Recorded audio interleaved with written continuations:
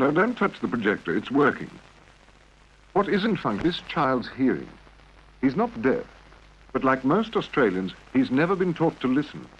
If he was trained to listen, his perception of the world would be that much richer.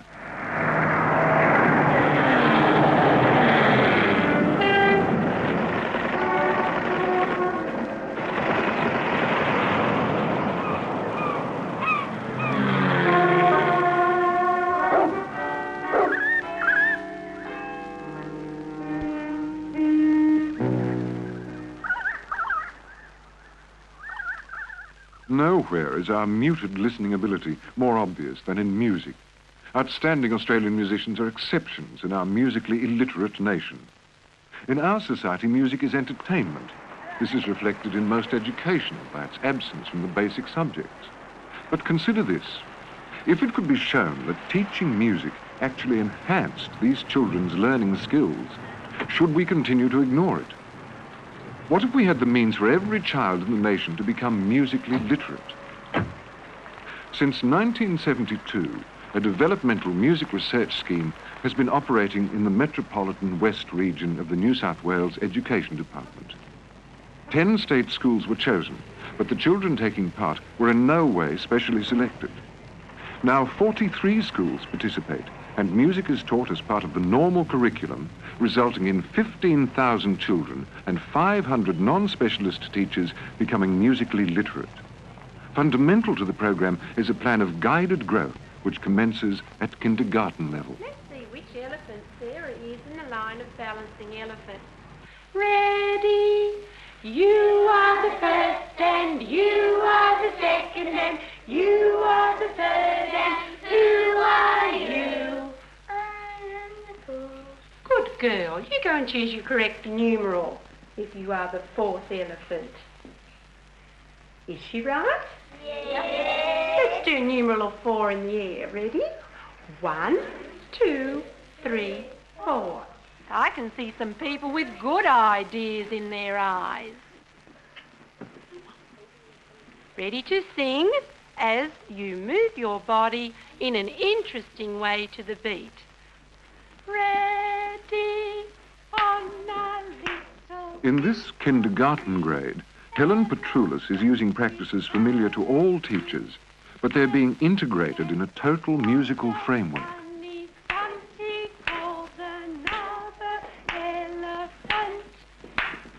Lovely. Are we ready? How about here? And you about me? So that the fundamentals of beat and rhythm are reinforced, gross motor movement is used in many of the singing games, as in Julie Briscoe's combined kindergarten and grade 1 group. Right, let's move straight inside now, everybody. Now, today I want you to pick up just one counter, listen to where I'm going to sing, and you guess a sensible place for it. Listen to the note.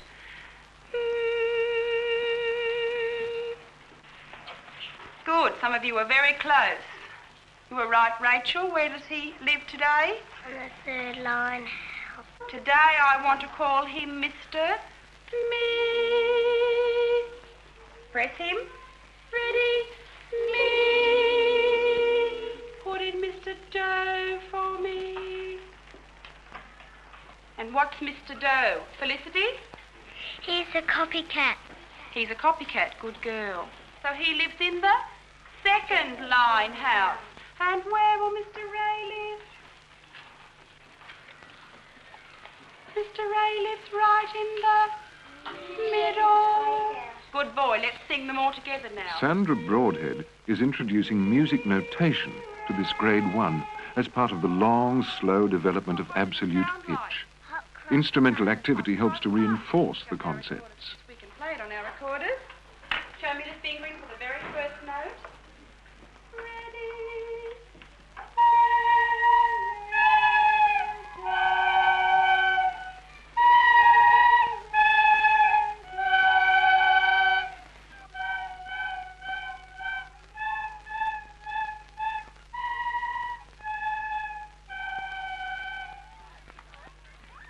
What's the long word in our song?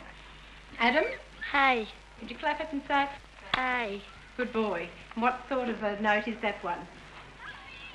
Ta-ah. How many beats does it last for? Jane? 2. Good girl. Right, everyone come down and sit down in front of me. With this first grade, Kay Drummond is using a rhythm concept to reinforce aspects of language. A lovely big ta-ha. Everybody look up at our spelling words. Could you see a word there that has a ta beat? Jason? Pram. Flap it and say it. Pram. Good boy. Let's all flap and say it. Pram.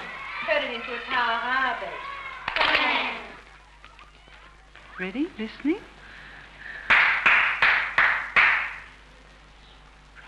Go. Throughout the programme, an element of fun accompanies learning. Using a game in this second grade, Joe Ballard is developing the children's auditory and memory skills. Right, let's clap what the boys have picked up. Ready? And say it with me. All right, let's have a try. Now, be careful, seconds, right? Do, so, mi. Everybody change to a do. Do, do, re. The music programme was introduced by Deanna Herman. Her stimulus was the Kodai principles of ear training, from which she adapted and developed a programme suitable for Australian children. Each week, Deanna Herman gives demonstration lessons which are observed by the class teacher and others teaching that grade level. This consultative method guides the scheme. Let's see what it sounds like when they're all put together. Who's got some ideas? Do, re, mi, fa, sol. Good girl. All right, now we'll put them together. How many parts did she sing? How many? 5. How many parts are we going to need? 5. Right, let's go. Ready? And I'd like you to give me a great big crescendo when we sing these 5 parts and bring it down to a decrescendo. We ready?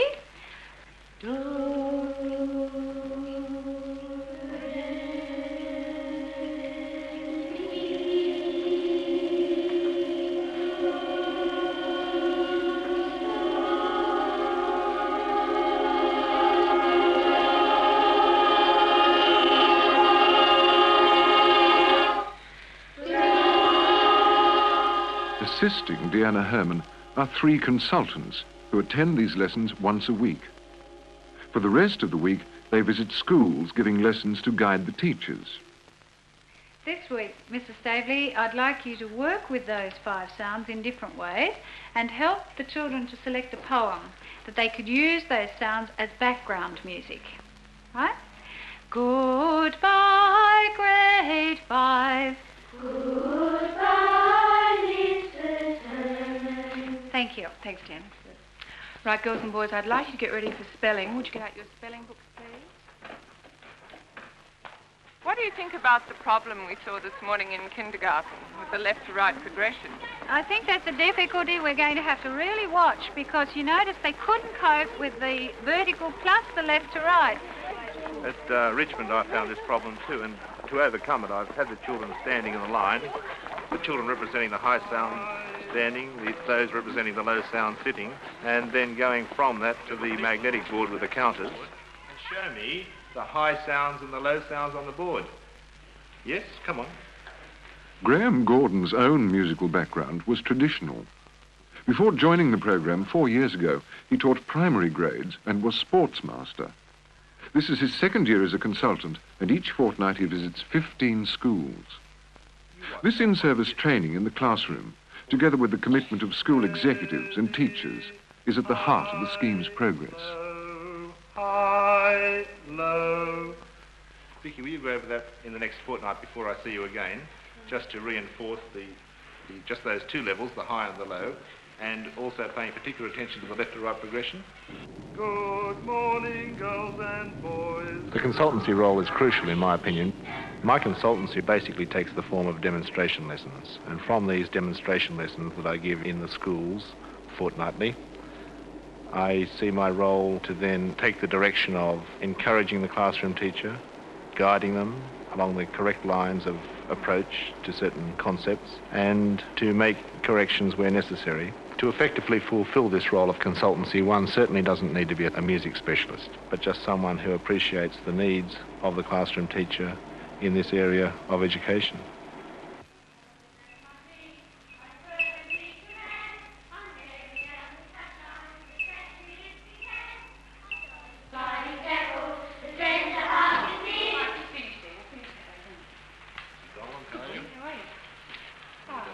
Thanks very much.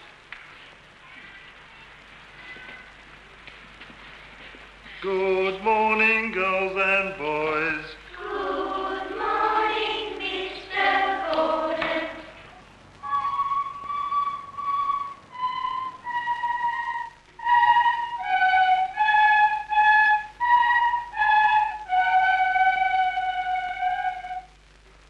Ready to sing, Aunt Nancy, now in walk time. Most teachers would prefer to leave music to a specialist. Diane Roberts, a third-grade teacher, was no exception. I wasn't very impressed by the music program the first time I saw it, because I saw it being used by people who were very good at it, and I felt quite overawed. Since I've been using it myself, though, I'm just so pleased because it's given me the tools now to teach the children some music. I feel a great deal more confident in introducing a song because I think, yes, I understand the pitch, I understand the rhythm, so I can have a go at the song now rather than think, oh, I can't do it.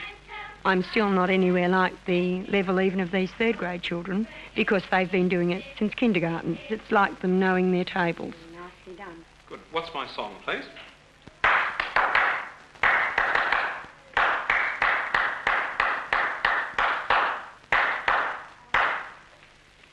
Daniel. Good. Let's sing it in tars and titis. Hands ready, please? Ready. I have found that with the children, I'm on a better rapport with them. That is, I can actually physically come down to their level, I can play the games with them, and I can enjoy them a lot more as a class. I'd say an ordinary classroom teacher could definitely come in, learn through in-service work, go back into their classroom and apply the principles involved in this developmental music scheme. Teachers are encouraged to adapt material to stimulate creativity. In another third grade, Rod Patton uses a game to reinforce rhythmic notation.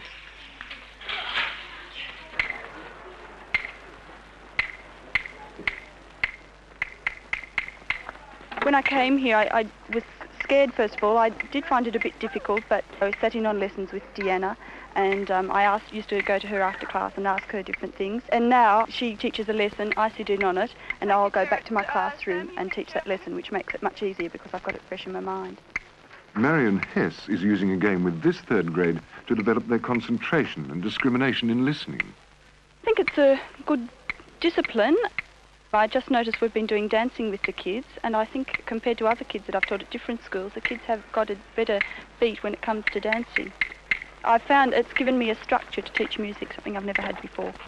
I want you to listen carefully to the rhythm that I'm going to clap, because I'm going to ask some people to see if they can clap it back to me. Right? Listen carefully. Performance levels are gradually increased throughout the program. In this fourth grade, Denise Asprey is developing the children's memory and concentration span. Right, Chris.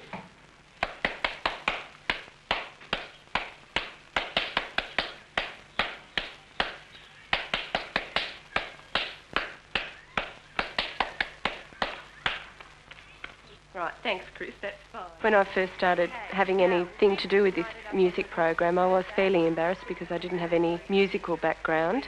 The actions and singing in front of the children was quite embarrassing, but the children themselves aren't embarrassed about it, and that seems to give the teacher confidence to join in with the children and enjoy it too. As a teacher, it's probably broadened me and made me less self-conscious, and it's opened a new area for me that I haven't had much experience with. Matthew. Tiki tiki tee tee. Ta sa. Right.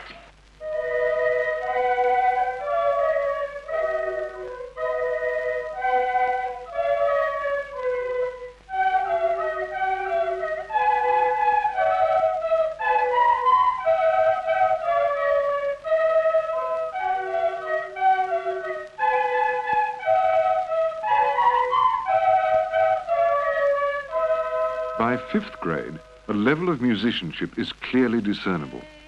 This also applies to many teachers, as Margaret Poole explains.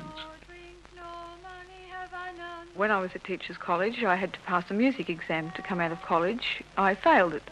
I was told not to sing in front of a class, to use some other method of teaching music. I've been at Northmead now for 8 years, and I feel that working in this project has been responsible for me being able to sing in tune.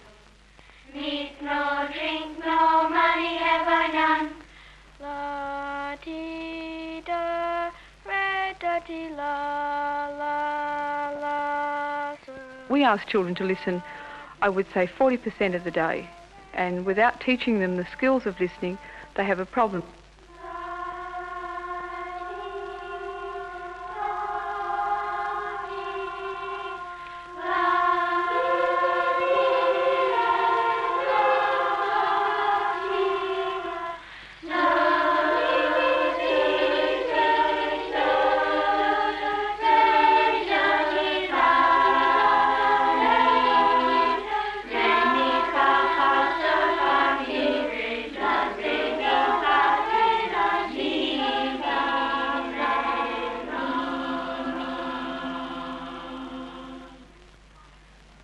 Who could sing for me a D-do? Trevor, and listen for Trevor's do.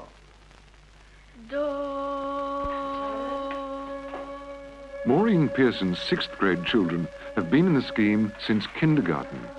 They are now musically literate. Well, I wasn't satisfied with the way that I was teaching music. So I heard about Deanna Herman and the system she was using, so I went over to the infants, had a look over there, saw how the children enjoyed it, so I came back to my class. Even though I've had no musical experience whatsoever, I saw that we were gradually getting somewhere with music. I noticed the children improving in maths, reading, their memory retention was better, their concentration span was longer. It helped the children also who were good at music. Good, let's sing Mozart's The Musical Joke in G-do. Ready?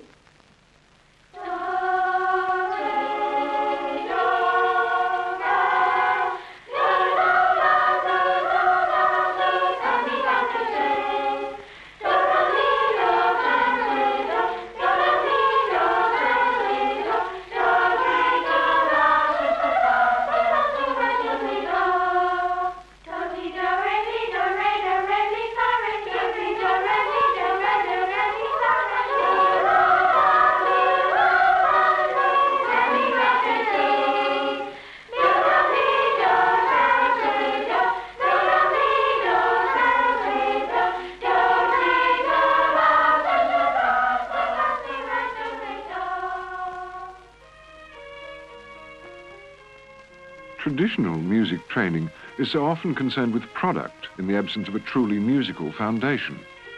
With the developmental music program, children who display an instrumental ability are greatly advantaged in their later musical studies. These high school pupils have been with the scheme since its beginning.